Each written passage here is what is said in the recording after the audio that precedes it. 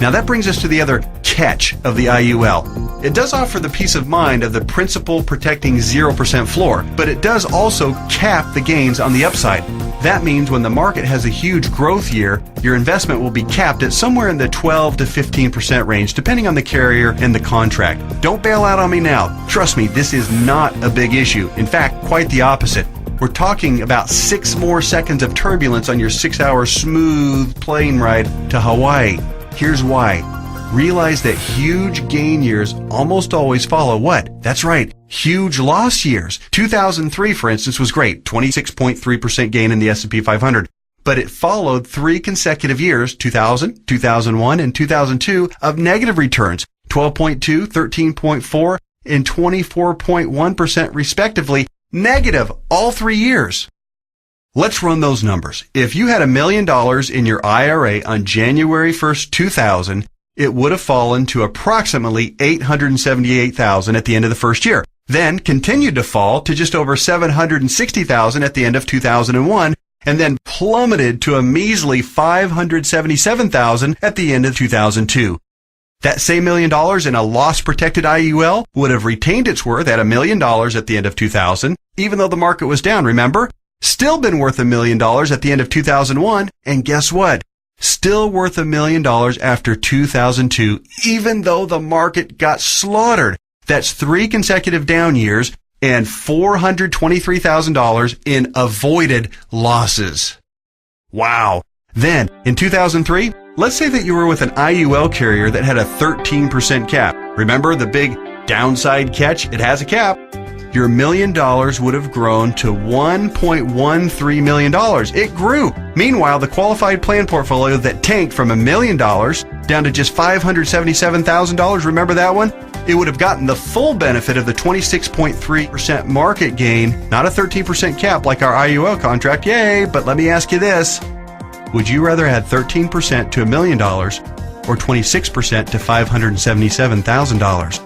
26% added to $577,000 only brings the account up to about $728,000. Again, compared to $1.13 million. This is a no-brainer. At the end of the 4-year cycle, you would have been ahead by over $400,000 with an IUL. This is real money in a worst-case scenario. The only way a qualified plan could possibly do better is if the S&P were to go up unfettered by over 15% per year for 5 or 10 consecutive years with 0 negative years. Do you really think that's going to happen?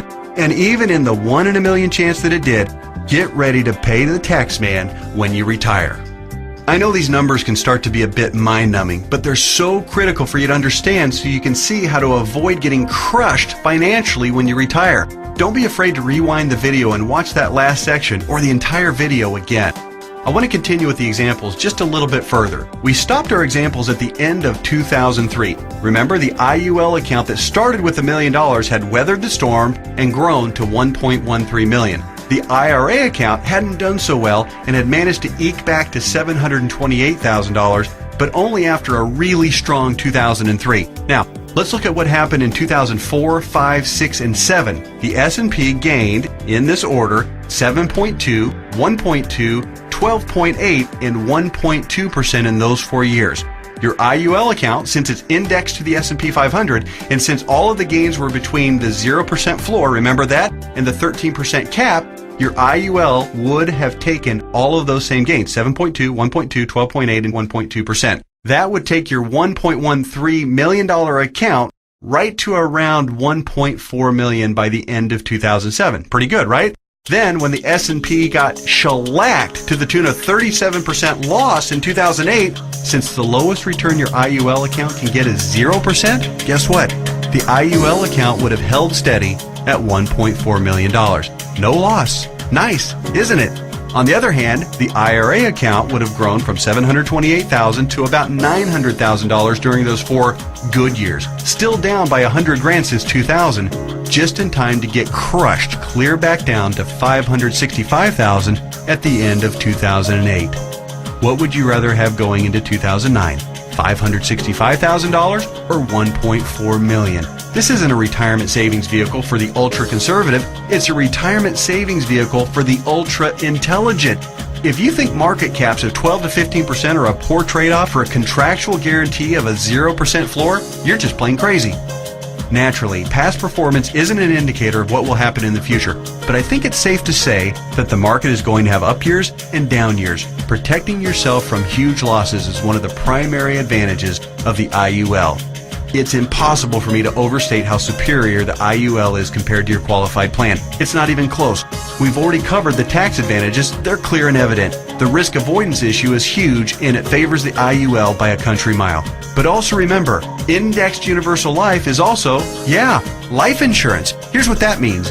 If you die the day after you fund an IUL policy or any time thereafter, your heirs will receive a death benefit tax-free. The amount of the benefit depends on the size and structure of your policy, but think about your qualified plan and brokerage accounts for just a minute. How much do they pay in death benefits if you were to die early? Oh yeah, none, because they're not insurance. Are you starting to see what I mean by the best retirement vehicle you've never heard of? Hey, that reminds me, let's talk a little bit more about why you've probably never heard of an IUL before. I already told you that one of the main reasons was that stodgy old insurance companies have horrific communication skills. But there's actually a bigger reason, which is financial advisors almost never talk about IUL. Why is that? Simple math. Only licensed insurance agents can legally sell you an IUL, and most licensed money managers and brokers are not licensed to sell insurance. In other words, the guy who sells you your IRA can't, by law, sell you an indexed universal life policy. And if he can't sell it, he can't make any money on it. End of story. Your financial planner's motivation is to get you signed up for an IRA or 401k and then make money on you for life as your investment grows. They don't care about your future tax burden. Why should they? Seriously, call your investment advisor on the phone right now and ask about an IUL. Chances are 99% he or she has never even heard of it. And if they have zero working knowledge of how or why it works. How would they know? They don't know insurance products. They like to think they have a corner on the market of helping people save enough money to retire, but they don't. They're selling skateboards, bicycles, or roller skates and pretending like the big, shiny private jet doesn't even exist. The fact is, the IUL is the best possible wealth accumulation vehicle for your retirement. For most people and in most situations, it simply cannot be beat for tax advantages, safety, growth potential, liquidity, and flexibility. Alright, just one more quick topic and then we'll let your licensed insurance professional take over and discuss all the fine point details as they relate to your specific situation. And that topic is the logistics of how the IUL works. It works like a life insurance policy in the sense that you make monthly or annual contributions into your account. You will work with your advisor to determine what the optimal amount is for your situation. It'll vary depending on how many years you have left until retirement, your financial goals for retirement, and your current financial ability. The money you contribute to an IUL, like we've discussed at length, will continue to grow tax-free. Unlike a qualified plan account, you may have access to your money at any time you want or need it without a penalty before or after you retire. That's what's called flexibility. When you do pass away, the balance of the account will be passed to your heirs tax-free, just like with any other life insurance policy. The IUL really does offer the absolute best of all possible scenarios. It's tax-friendly, it's safer than safe, and it gives you flexible access to your money. The next step is yours. You simply need to meet with the licensed insurance professional who gave you this video and discuss your particular situation. He or she will answer all of your questions, I'm sure you have several, and discuss all of your options. You may want to consider watching this video again, this time with a pen and paper handy to jot down any notes or questions you may have. Like anything else worthwhile, there are plenty of details to be covered and there's a bit of a learning curve. But whatever you do, don't do nothing. There's too much at stake.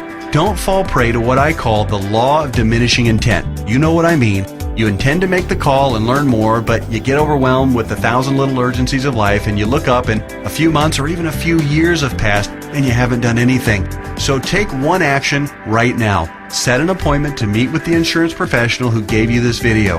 You can do so by either calling the number on the screen or by filling out the form at the website shown on the screen right now. That's it.